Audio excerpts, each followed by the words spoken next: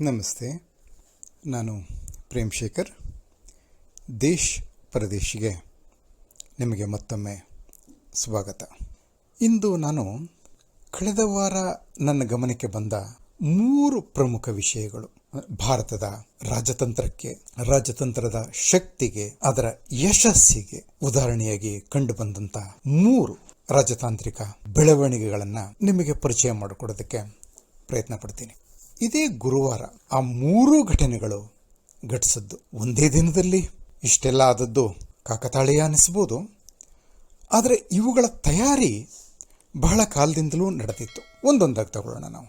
ಮೊದಲಿಗೆ ರಷ್ಯಾದ president Vladimir Putin ನಮ್ಮ ಪ್ರಧಾನಿ ನರೇಂದ್ರ ಮೋದಿಯವರ ಬಗ್ಗೆ ಹೇಳಿದಂಥ ಒಂದು ಮಾತು ಬಹಳ ಮಹತ್ವದ್ದು, ವಿಶೇಷದ್ದು ಅನಿಸುತ್ತೆ. ಏನು ಹೇಳಿದ್ದು? ನಮ್ಮ ವಿದೇಶ ಮಂತ್ರಿ ಜಯಶಂಕರ್ 5 ದಿನಗಳ ರಷ್ಯಾ ಪ್ರವಾಸದಲ್ಲಿದ್ದರು. ನಿಮಗದು ಗೊತ್ತಿದೆ. ಅಲ್ಲಿ ಪುತಿನ್ ಅವರು ಸೇರಿದ ಹಾಗೆ ಮತ್ತು ರಷ್ಯಾದ ವಿದೇಶ ಮಂತ್ರಿ ಸೆರ್ಗೈ ಲ್ಯಾವ್ರೋವ್ ಅವರನ್ನು ಕೂಡಿ ಹಲವಾರು ರಷ್ಯನ್ ನಾಯಕರ ಜೊತೆ ವಿಸ್ತೃತವಾದಂಥ ಮಾತುಕತೆಗಳನ್ನು ನಡೆಸಿದ್ರು. ಆ ಬಗ್ಗೆ ಎರಡೂ ದೇಶಗಳು ಸಂತೋಷವನ್ನು ವ್ಯಕ್ತಪಡಿಸಿವೆ. ಈ ನಡುವೆ ವ್ಲಾದಿಮಿರ್ ಪುತಿನ್ ರಷ್ಯಾಗೆ ಭೇಟಿ ನೀಡುವಕ್ಕೆ ಪ್ರಧಾನಿ ಮೋದಿಯವರಿಗೆ ಆಹ್ವಾನವನ್ನು ನೀಡಿದ್ದಾರೆ. ಅಷ್ಟೇ ಅಲ್ಲ, ಅವರು ಮೋದಿಯವರ ಬಗ್ಗೆ ಏನಂತ ಹೇಳಿದರು ಗೊತ್ತಾ? ಭಾರತದ ರಾಷ್ಟ್ರೀಯ ಹಿತಾಸಕ್ತಿಗಳಿಗೆ ಸಂಬಂಧಿಸಿದ ಹಾಗೆ ಅವುಗಳನ್ನು ರಕ್ಷಿಸುವುದರಲ್ಲಿ ಪ್ರಧಾನಿ ಮೋದಿ ಯಾವ ಒತ್ತಡಕ್ಕೂ ತಲೆಬಾಗುವವರಲ್ಲ.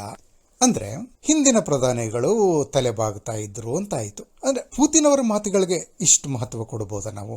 ಹಿಂದಿನ ಪ್ರಧಾನಿ ಮಂತ್ರಿಗಳು ಭಾರತದ ರಾಷ್ಟ್ರೀಯ ಹಿತಾಸಕ್ತಿಗಳ ವಿಷಯದಲ್ಲಿ ಹೊರಗಿನ ಒತ್ತಡಗಳಿಗೆ ಅಥವಾ ಒಳಗಿನ ಒತ್ತಡಗಳಿಗೆ ಬಾಗ್ತಾ ಇದ್ರು. ಮೋದಿಯವರು ಹಾಗೆ ಮಾಡೋದಿಲ್ಲ ಅಂತ ಹೇಳೋದಕ್ಕೆ ಪುತಿನ್ ಅವರಿಗೆ ಯಾವ ಮಟ್ಟಿಗಿನ ತಿಳುವಳಿಕೆ ಇದೆ, ಜ್ಞಾನ ಇದೆ, ಅದನ್ನೇ ಒಂಚೂರು ನೋಡೋಣ. ಪುತಿನ್ ಕಳೆದ 23 ವರ್ಷಗಳಿಂದ ರಷ್ಯಾದ ನೇತಾರರಾಗಿದ್ದಾರೆ. ಸ್ವಲ್ಪ ಕಾಲ ಪ್ರಧಾನಮಂತ್ರಿಯಾಗಿ ಮತ್ತೆ ಬಹಳಷ್ಟು ಕಾಲ ಅಧ್ಯಕ್ಷರಾಗಿ. ಅದಕ್ಕೂ ಮೊದಲು ಅವರು ತಮ್ಮ ಒಂದು ಕೆರಿಯರ್ ಅನ್ನ ಆರಂಭಿಸಿದ್ದೇ KGBಯಲ್ಲಿ ಒಬ್ರು ಅಧಿಕಾರಿಯಾಗಿ. KGB ನಿಮಗೆ ಗೊತ್ತಿದೆಯಲ್ಲ, ಕೋಮಿತತ್ ಗೋಸುದರ್ಸ್ವೆನೋನಿ ಬಿಜೋ ಪಾಸ್ನೋಸ್ತಿ, ಅಂದ್ರೆ ಸೋವಿಯತ್ ಗುಪ್ತಚರ ಸಂಸ್ಥೆ. ಅಲ್ಲಿ ಒಬ್ರು ಅಧಿಕಾರಿಯಾಗಿ, ಅಂದ್ರೆ ಬೇಹುಗಾರಿಕಾ ಅಧಿಕಾರಿಯಾಗಿ, ಅಂದ್ರೆ ವಿಷಯಗಳನ್ನ ಹೇಗೆ ನೋಡಬೇಕು, ಹೇಗೆ ಅರ್ಥೈಸಿಕೊಳ್ಳಬೇಕು, ಅವುಗಳಿಂದಾಗೋ ಪರಿಣಾಮವನ್ನ ಹೇಗೆ ಗ್ರಹಿಸಬೇಕು ಅನ್ನೋದನ್ನ ಅವರು ತಮ್ಮ ಯೌವನ ಕಾಲದಿಂದಲೇ ಕಲಿತಾ ಬಂದವರು ವ್ಯವಸ್ಥಿತವಾಗಿ. ರಷ್ಯಾದ ನೇತಾರರಾದ ನಂತರ ಅದನ್ನ ಅವರು ಇನ್ನಷ್ಟು ದೊಡ್ಡದಾಗಿಯೇ ಮಾಡ್ತಾ ಬಂದಿದ್ದಾರೆ. ಈ 23 ವರ್ಷಗಳಲ್ಲಿ ನಮ್ಮ ಭಾರತದಲ್ಲಿ ಮತ್ತೆ ಅಮೆರಿಕಾದಲ್ಲಿ, ಚೈನಾನ ತಗೊಳ್ಳಿ, ಅದರಲ್ಲೂ ಸಹ ಎಷ್ಟು ನಾಯಕರು ಬಂದ್ರು ಹೋದ್ರು, ಆದರೆ ಪುತಿನ್ ಮಾತ್ರ ಅಲ್ಲೇ ಇದ್ದಾರೆ. ಪ್ರತಿಯೊಬ್ಬರನ್ನೂ ನೋಡಿದ್ದಾರೆ, ಎಲ್ಲವನ್ನೂ ಸೂಕ್ಷ್ಮವಾಗಿ ಗಮನಿಸಿದ್ದಾರೆ. ಜಾಗತಿಕ ಪ್ರಾದೇಶಿಕ ಬೆಳವಣಿಗೆಗಳನ್ನ ಹದ್ದಿನ ಕಣ್ಣಿನಿಂದ ನೋಡುವುದನ್ನ ಅವರು ರೂಢಿಸಿಕೊಂಡಿದ್ದಾರೆ. ಹೀಗಾಗಿ ಅವರು ಮಾಡೋ ಲೆಕ್ಕಾಚಾರ ಸರಿಯಾಗಿ ಇರ್ತದೆ. ಹೀಗಾಗಿ ಮೋದಿಯವರು ಅಮೆರಿಕದಲ್ಲಿ ಆಗ್ತದಲ್ಲ, 4 ವರ್ಷ ಅಧ್ಯಕ್ಷರಾಗಿದ್ದ ಮೇಲೆ ಹೊರಟೋಗ್ಬಿಡ್ತಾರಲ್ಲ, ಮರೆಯಾಗಿ ಬಿಡ್ತಾರೆ, ಅಥವಾ ತಮ್ಮ ಹಿಂದಿನ ವೃತ್ತಿಗೆ ಹೊರಟೋಗ್ತಾರಲ್ಲ, ಆ ರೀತಿ ಅಲ್ಲ. ಅದು ಅವರಿಗೆ ಒಂದು ರಾಜಕೀಯ, ರಷ್ಯಾದ ರಾಜಕೀಯ, ಜಾಗತಿಕ ರಾಜಕೀಯ ಅವರಿಗೆ ಬದುಕೇ ಆಗಿಬಿಟ್ಟಿದೆ. ಹೀಗಾಗಿ ಅವರ ಮಾತುಗಳನ್ನ ನಾವು ಗಂಭೀರವಾಗಿ ತಗೋಬೇಕಾಗ್ತದೆ. ಹೀಗೆ ಹೇಳಿದ್ದಲ್ಲದೆ, ಮೋದಿಯವರ ಬಗ್ಗೆ ಒಳ್ಳೆ ಮಾತನ್ನ ಹೇಳಿದ್ದಲ್ಲದೆ, ಅವರು 2024ರಲ್ಲಿ ನಮ್ಮ ದೇಶದಲ್ಲಿ ನಡೆಯುವಂತ ಲೋಕಸಭಾ ಚುನಾವಣೆಗಳ ಪ್ರಸ್ತಾಪವನ್ನು ಮಾಡಿ ಹೇಳಿದ್ರು. ಮೋದಿಯವರಿಗೆ ಗುಡ್ ಲಕ್ ಹೇಳಿದ್ರು. ಗುಡ್ ಲಕ್ ಅಷ್ಟೇ ಅಲ್ಲ, ಕಂಗ್ರಾಚುಲೇಷನ್ ಸಹ ಹೇಳಿದ್ರು. ಇದರ ಅರ್ಥ ಮೋದಿಯವರು ಮತ್ತೆ 3ನೇ ಬಾರಿಗೆ ಈ ದೇಶದ ಪ್ರಧಾನಮಂತ್ರಿಯಾಗಿ ಅಧಿಕಾರ ವಹಿಸಿಕೊಳ್ತಾರೆ ಅನ್ನೋದರ ಸೂಚನೆ ತಮಗೆ ಸಿಕ್ಕಿದೆ ಅನ್ನುವ ಸೂಚನೆಯನ್ನು ಸಹ ಪುತಿನ್ ಕೊಟ್ಟಿದ್ದಾರೆ. ನಾನು ಮೊದಲೇ ಹೇಳಿದ್ದೀನಿ, ಅವರು ಬೇಹುಗಾರಿಕಾ ಅಧಿಕಾರಿಯಾಗಿದ್ದವರು ಅಂತ. ಅಧ್ಯಕ್ಷರಾದ ನಂತರ ಆ ಒಂದು ಕೌಶಲಗಳು ಇನ್ನಷ್ಟು ವೃದ್ಧಿಯಾಗಿವೆ ಅದರಲ್ಲಿ. ಮತ್ತೆ ಈಗಿನ ರಷ್ಯಾದ ಬೇಹುಗಾರಿಕಾ ಸಂಸ್ಥೆ ಸಹ ಅವರ ನೇರ ಹಿಡಿತದಲ್ಲೇ ಇದೆ. ಹೀಗಾಗಿ ಅದು ಪ್ರಪಂಚದಲ್ಲೇ ಜಾಲಾಡಿ ತರುವ ವಿಷಯಗಳು ಅವರಿಗೆ ತಲುಪ್ತಾ ಇವೆ. ಸೊ ಮೋದಿಯವರು 2024ರ ಚುನಾವಣೆಯಲ್ಲೂ ಸಹ ಜಯಶಾಲಿಯಾಗ್ತಾರೆ. ಅವರ ಪಕ್ಷ ಮತ್ತು NDAಯನ್ನು ಸಹ ಜಯದ ಹಾದಿಯಲ್ಲಿ ಮುನ್ನಡೆಸ್ತಾರೆ ಅಂತ ಪುತಿನ್ ಅವರಿಗೆ ಸುಳಿವು ಸಿಕ್ಕ ಹೋಗಿದೆ. ಇದು ಒಂದು ವಿಷಯ. ಪುತಿನ್ ಮೋದಿಯವರನ್ನ ಹೊಗಳೋದ್ರಲ್ಲಿ ಒಂದು ರೆಕಾರ್ಡನ್ನು ಸ್ಥಾಪಿಸಿಬಿಟ್ಟಿದ್ದಾರೆ. ಕೆಲವು ತಿಂಗಳುಗಳಿಂದ ವ್ಲಾದಿವಸ್ತಕ್ನಲ್ಲಿ ಈಸ್ಟರ್ನ್ ಇಕನಾಮಿಕ್ ಸಮ್ಮಿಟ್ ನಲ್ಲಿ ಮಾತಾಡ್ತಾ ಸಹ ಅವರು ಮೋದಿಯವರ ಆತ್ಮನಿರ್ಭರ ಭಾರತದ ಬಗ್ಗೆ ತುಂಬಾ ಒಳ್ಳೆ ಮಾತಾಡಿದ್ರು. ಭಾರತ ಹೀಗೆ ಆರ್ಥಿಕವಾಗಿ ಸ್ವಾವಲಂಬಿ ಆಗ್ತಾ ಇದೆಯಲ್ಲ, ಅದು ರಷ್ಯಾಗೂ ಮಾದರಿಯಾಗುತ್ತೆ ಅಂತ ಹೇಳಿದ್ರು. ಇದು ಬಹಳ ಮುಖ್ಯವಾದಂತ ವಿಷಯ. ಒಂದು ಕಾಲದಲ್ಲಿ ನಿಮಗೆ ಗೊತ್ತೇ ಇದೆ, ಸೋವಿಯತ್ ಮಾದರಿಯ ಅರ್ಥವ್ಯವಸ್ಥೆಯನ್ನ ಅನುಕರಿಸೋದಕ್ಕೆ ನಮ್ಮ ದೇಶದ ನಾಯಕರು ಪ್ರಯತ್ನ ಪಟ್ಟಿದ್ರು. ಹಾಗೆ ದಶಕಗಳ ಕಾಲ ನಡೆದೂ ಸಹ. ಆದ್ರೆ ಈಗ ಅದೇ ಸೋವಿಯತ್ ಯೂನಿಯನ್ನ ಉತ್ತರಾಧಿಕಾರಿಯಾದ ರಷ್ಯಾದ ನಾಯಕರು ಮೋದಿಯವರ ನೀತಿಗಳನ್ನ ಅನುಸರಿಸೋದ್ರ ಬಗ್ಗೆ ಮಾತಾಡ್ತಾ ಇದ್ದಾರೆ.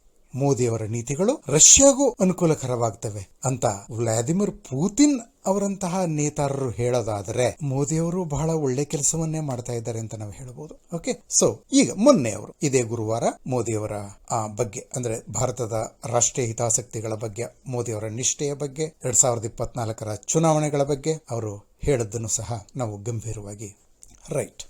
ಇದು ಒಂದು ವಿಷಯ. ಇದು ಎರಡನೇ ವಿಷಯ, ನಿಮಗೆಲ್ಲ ನೆನಪಿರಬಹುದು, ಕೆಲವು ವಾರಗಳ ಹಿಂದೆ ನಾವು ಇಲ್ಲೇ ಚರ್ಚೆ ಮಾಡಿದ್ವಿ.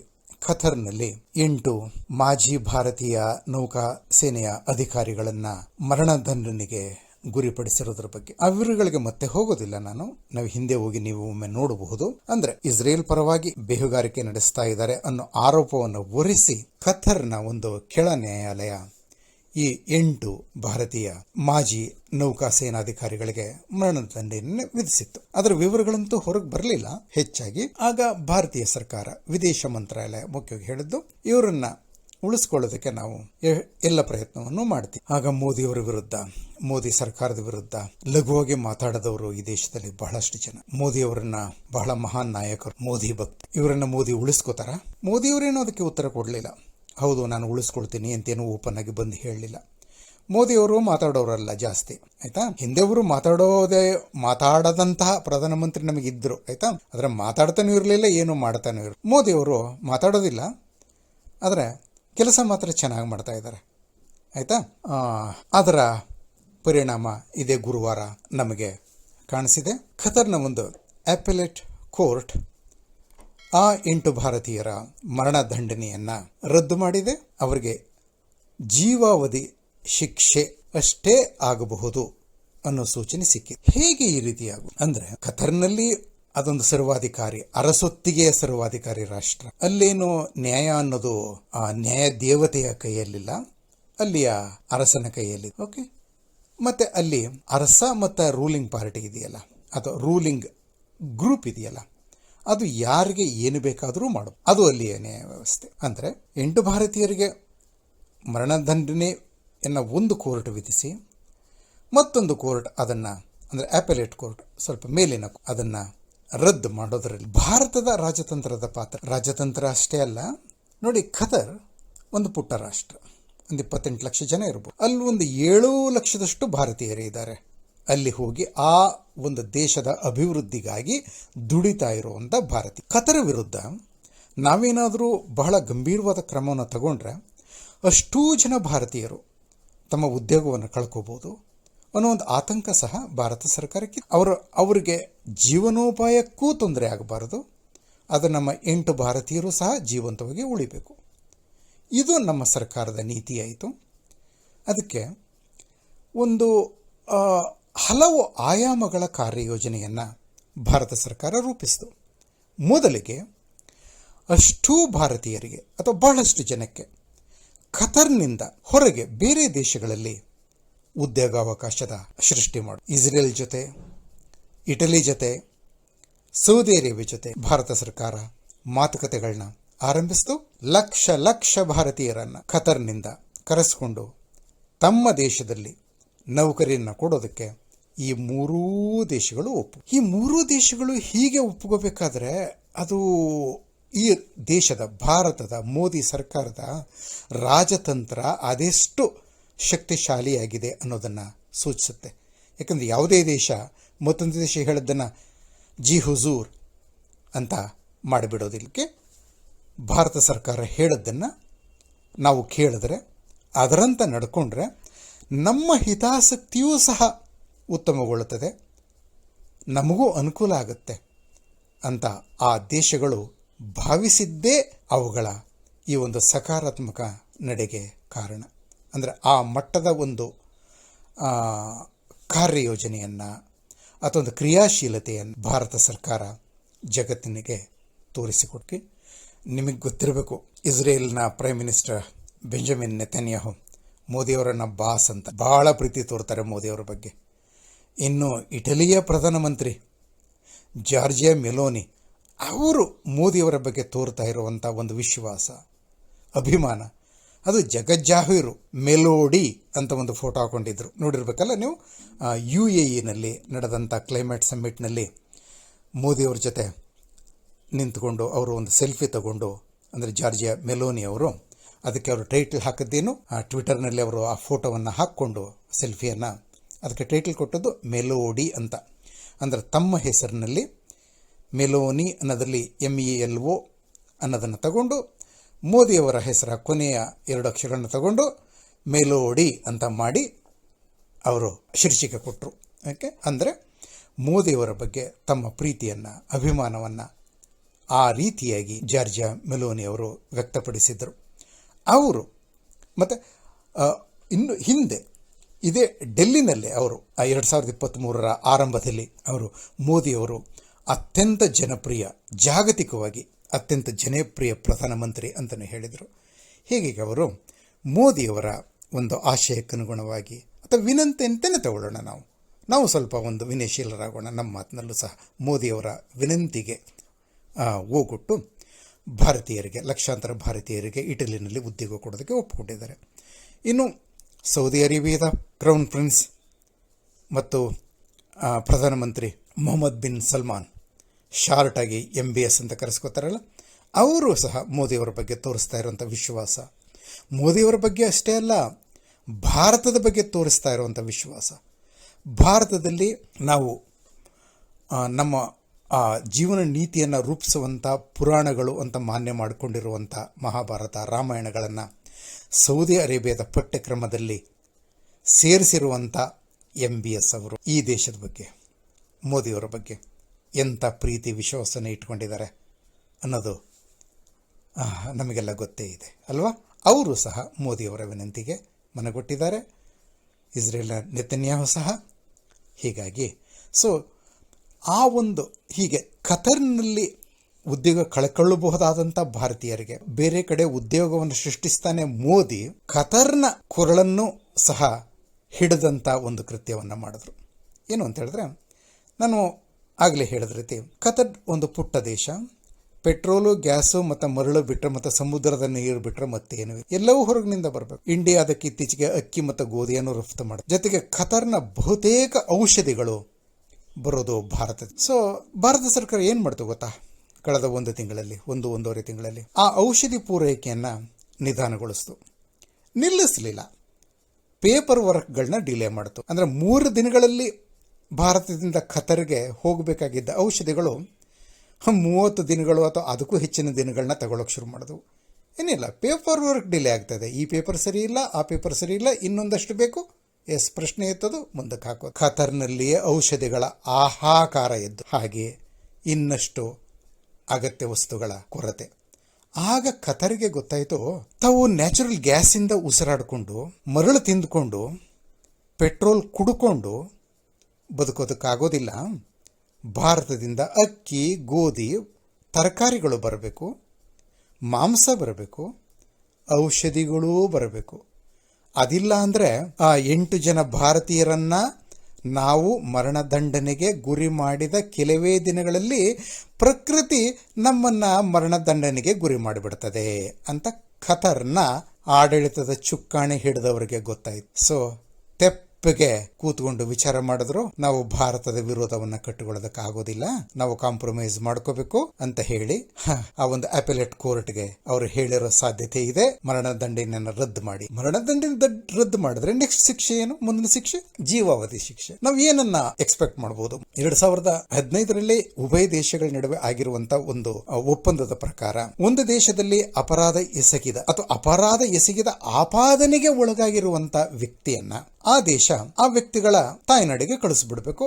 ಆ ಒಂದು ಶಿಕ್ಷೆಯನ್ನು ಅವರು ಅಲ್ಲಿ ಅನುಭವಿಸ್ಬೇಕು. ಅಂದ್ರೆ ಜೀವಾವಧಿ ಶಿಕ್ಷೆಯನ್ನ ಖತರ್ನ ಕೋರ್ಟ್ ಈ 8 ಜನ ಭಾರತೀಯರಿಗೆ ವಿಧಿಸಿದ್ರೆ ಆ ಶಿಕ್ಷೆಯನ್ನ ಭಾರತದಲ್ಲೇ ಅನುಭವಿಸೋದಕ್ಕೆ ಅವರಿಗೆ ಅವಕಾಶ ಇದೆ. ಖತರ್ ಅವರನ್ನ ಕಳಿಸ್ಕೊಡ್ಬೇಕಾಗ್ತದೆ ಭಾರತಕ್ಕೆ. ಇದರ ಅರ್ಥ ಮುಂದಿನ ಕೆಲವು ದಿನಗಳಲ್ಲಿ ಆ 8 ಜನ ಜೀವಂತವಾಗಿ ಭಾರತೀಯ ಅವರ ಸಂಸಾರಗಳಿಗೆ ಭಾರತದ ವಿದೇಶ ಮಂತ್ರಾಲಯ ಕೊಟ್ಟಿದ್ದಂತ ಆಶ್ವಾಸನೆ ಇದು ನೆರವೇರ್ತಾ ಇದೆ. 50% ಅಥವಾ 75% ನೆರವೇರಿದೆ, ಇನ್ನು 25% ಇನ್ನು ನೆರವೇರಿಸಬೇಕು. ಇಷ್ಟಾಗಿಯೂ ಭಾರತ ಇದರ ಬಗ್ಗೆ ದೊಡ್ಡದಾಗಿ ಮಾತಾಡ್ಕೋತಾ ಇದೆಯಾ? ಇಲ್ಲ.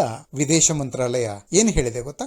ನಮ್ಮ ವಿದೇಶ ಮಂತ್ರಾಲಯದ ವಕ್ತಾರರು ಅರಿಂದಮ್ ಬಾಗ್ಚಿ ಸರಳವಾಗಿ ಒಂದು ಸ್ಟೇಟ್ಮೆಂಟ್ ಕೊಟ್ಟರು ಅಷ್ಟೇ. ನಮ್ಮ 8 ಜನ ಭಾರತೀಯರ ಮರಣದಂಡನೆಯ ಶಿಕ್ಷೆಯನ್ನ ಖತರ್ನ ಅಪೆಲೇಟ್ ಕೋರ್ಟ್ ತಡೆ ಹಿಡಿದಿದೆ, ರದ್ದು ಮಾಡಿದೆ ಅನ್ನೋದಷ್ಟೇ ನಮ್ಗೆ ಗೊತ್ತಾಗಿರೋದು. ಪೂರ್ತಿ ತೀರ್ಮಾನ ನಮಗೆ ಇನ್ನೂ ಗೊತ್ತಿಲ್ಲ. ಅದು ಬರೋವರೆಗೆ ನಾವೇನು ಮಾತಾಡಕ್ ಆಗಲ್ಲ ಇದ್ರ ಬಗ್ಗೆ. ಇದೊಂದು ಸಂತೋಷಕರವಾದ ಸುದ್ದಿ. ಏನು ಈ ಒಂದು ಡೆವಲಪ್ಮೆಂಟ್ ಅಂತಷ್ಟೇ ಹೇಳಿದ್ರು. ಅಂದ್ರೆ ನಾವಿಷ್ಟೆಲ್ಲ ಮಾಡಿದೀವಿ, ತೆರೆಯ ಹಿಂದೆ ಮತ್ತೆ ಮುಂದೆ, ತೆರೆಯ ಮೇಲೆ ಅಂತ ಏನನ್ನೂ ಸಹ ನಮ್ಮ ಸರ್ಕಾರ ದೊಡ್ಡದಾಗಿ ಹೇಳಿಕೊಡು. ಇದು ಪ್ರಬುದ್ಧ ನಾಯಕತ್ವದ ಲಕ್ಷಣ. ಇದು ಆಯ್ತಾ?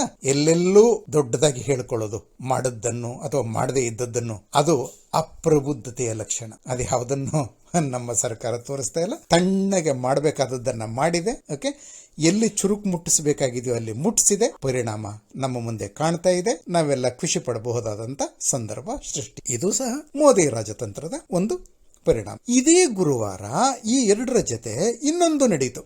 ಏನು ಅಂದ್ರೆ 26/11 ದಾಳಿಯ ಮಾಸ್ಟರ್ ಮೈಂಡ್ ಲಷ್ಕರ್ ಎ ತೊಯ್ಬಾದ ಮುಖ್ಯಸ್ಥ ಹಾಫಿಜ್ ಸಯೀದ್ ಅನ್ನ ನಮಗೆ ಒಪ್ಪಿಸಿ ಅಂತ ಭಾರತ ಸರ್ಕಾರ ಪಾಕಿಸ್ತಾನಕ್ಕೆ ಆಧಾರಗಳ ಮೂಲಕ ಮನವಿ ಸಲ್ಲಿಸಿದೆ. ಮನವಿ ಅನ್ನೋದನ್ನ ನಾನು ಹೇಳ್ತಾ ಇದ್ದೀನಿ, ಸಿಂಗಲ್ ಕೋಟ್. ಮನವಿ ಸಲ್ಲಿಸ್ತು ಅಂದ ಮಾತ್ರಕ್ಕೆ ಪಾಕಿಸ್ತಾನ ಆ ಮನುಷ್ಯನನ್ನ ಭಾರತಕ್ಕೆ ಒಪ್ಪಿಸಿಬಿಡ್ತದ?